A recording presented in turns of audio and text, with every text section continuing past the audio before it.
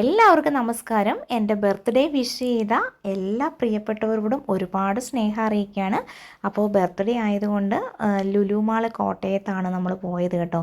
അപ്പോൾ ദിയക്കുട്ടി ഓരോ ഗെയിമിലൊക്കെ കയറി ഇങ്ങനെ എൻജോയ് ചെയ്യുന്ന കുറച്ച് വീഡിയോസൊക്കെ ഞാൻ എടുത്തിരുന്നു. അപ്പോൾ അതാണ് നമ്മുടെ വീഡിയോയിൽ അപ്ലോഡ് ചെയ്തിരിക്കുന്നത് കേട്ടോ.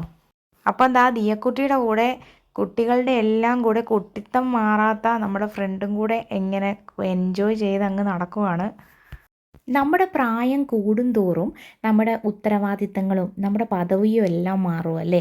മകള് അല്ലെങ്കിൽ ഭാര്യ അല്ലെങ്കിൽ ഒരു മകൻ അല്ലെങ്കിൽ ഒരു കുട്ടിയുടെ അച്ഛൻ അല്ലേ, അങ്ങനെ മാറുന്ന അനുസരിച്ച് നമ്മളിങ്ങനെ പക്വതയോടുകൂടി ഇരുന്നാലും ഇതുപോലെ കുട്ടികളുമായിട്ട് ഓരോ ഗെയിംസിലൊക്കെ ആയിക്കഴിയുമ്പോഴാണ് നമ്മുടെ മനസ്സിലെ ആ ഒരു കുട്ടിത്തം അല്ലെങ്കിൽ ആ സന്തോഷം എന്ന് നമുക്ക് തോന്നി തുടങ്ങുന്നത്. എല്ലാവരുടെയും ഉള്ളിൽ ഭയങ്കര സീരിയസ് ആയിട്ട് ഇരിക്കുന്ന അല്ലെ സീരിയസ് ആയിട്ട് ലൈഫ് കൊണ്ടുപോകുന്ന എല്ലാവരുടെ ഉള്ളിലും ഒരു കുട്ടിത്തം ഉണ്ട് എന്നുള്ളതാണ് ശരിക്കും എനിക്ക് ജിനുവിൻ്റെ ഈ ഡ്രൈവ് കാണുമ്പോൾ ഓർമ്മ വരുന്നത് കേട്ടോ. ഞാനും ഇങ്ങനെയൊക്കെ തന്നെയാണ്.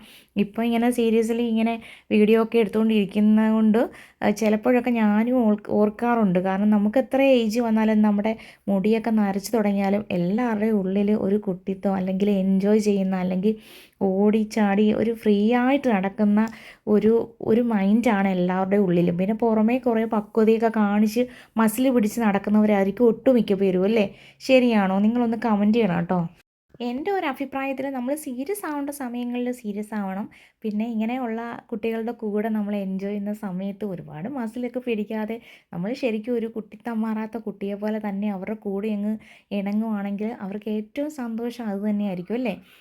ഇപ്പോൾ പണ്ടത്തെ കാലം പോലെ അല്ല, നമ്മുടെ കുട്ടികളോടൊക്കെ നമ്മൾ ഫ്രണ്ട്ലി ആയിട്ടാണ് പെരുമാറുന്നത്. കുട്ടികൾക്കും അതാണ് ഇഷ്ടം. അവർ മാതാപിതാക്കളോടെല്ലാം തുറന്നു പറയാനുള്ള സാധ്യതയും ഒക്കെ ഫ്രണ്ട്ഷിപ്പിലൂടെയാണ്. പണ്ടത്തെ ഒരു തലമുറ എന്നൊക്കെ പറഞ്ഞാൽ നമ്മൾ എന്തും പറയാൻ പേടിച്ച് നിൽക്കുക അല്ലേ. അപ്പോൾ അന്നത്തെ പോലെ അല്ല ഇപ്പോൾ. അപ്പോൾ ആ ഒരു ഫ്രണ്ട്ഷിപ്പ് മെയിൻറ്റെയിൻ ചെയ്യുന്ന വീടുകളിലെ കുട്ടികളൊക്കെ നല്ല രീതിയിൽ തന്നെ അവർ പെരുമാറുകയും എല്ലാ കാര്യങ്ങളും മാതാപിതാക്കളോട് തുറന്നു പറയുകയും ചെയ്യുമെന്നാണ് എൻ്റെ ഒരു കാഴ്ചപ്പാട്. അപ്പോൾ എന്തായാലും ഇതിനെക്കുറിച്ചുള്ള നിങ്ങളുടെ അഭിപ്രായമൊക്കെ ഒന്ന് കമൻറ്റ് ചെയ്യാൻ മറക്കല്ലേ കേട്ടോ.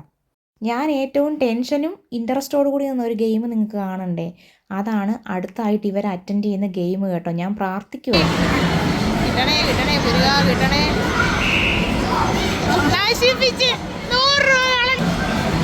ഞങ്ങൾക്ക് ഏറ്റവും പ്രതീക്ഷയുള്ളൊരു ഗെയിം ഇതായിരുന്നു. ഏതെങ്കിലും ഒരു ഡോളിനെ നമുക്ക് കിട്ടുമെന്നുള്ളൊരു പ്രതീക്ഷ. ആ പ്രതീക്ഷ ഓരോ വട്ടവും നമ്മുടെ നശിച്ചുകൊണ്ടിരുന്നു. നമുക്ക് ഒരു ഗിഫ്റ്റും കിട്ടില്ല കേട്ടോ. ഇങ്ങനെ വന്ന് എടുക്കുമ്പോഴത്തേക്ക് അങ്ങ് വിട്ടുപോകും. അതിലെന്തോ എനിക്ക് ശരിക്കും ഈ കുട്ടികൾ ഈ കാർ റൈഡ് ബൈക്ക് റൈഡൊക്കെ കണ്ടിട്ട് എനിക്ക് ഭയങ്കര കൊതി വരുന്നുണ്ടായിരുന്നു. നമ്മുടെയൊക്കെ കുട്ടിക്കാലത്ത് ഇതൊന്നും ഇല്ലല്ലോ. നമ്മൾ ഈ ബൈക്കൊക്കെ വാങ്ങുന്നത് തന്നെ വല്ല ഉത്സവത്തിൽ ചിന്തിക്കടയിൽ ചെന്നിട്ട് അത് കൈ പിടിച്ച് ഓടിച്ച് കളിക്കുന്ന ആ ഒരു എക്സ്പീരിയൻസ് ഒക്കെ അല്ലേ ഉള്ളൂ. ഇപ്പോൾ എന്തൊക്കെ ഗെയിമുകളല്ലേ. പിന്നെ പണ്ട് കഞ്ഞിയും കളിയായിരുന്നു ഞങ്ങൾക്ക് മെയിൻ. ഇപ്പോൾ അതൊക്കെ മാറിയിട്ട് കുട്ടികളൊക്കെ ഇപ്പോൾ ഇങ്ങനെയുള്ള ഗെയിംസിലോട്ടൊക്കെ ആയി. എന്തൊക്കെ മാറ്റങ്ങളാണ്. എന്തൊക്കെയാണെങ്കിലും ഇപ്പോൾ ഉള്ള പിള്ളേർ ഭയങ്കര ലക്കിയാണെന്ന് നമുക്ക് വേണേൽ പറയാം അല്ലേ.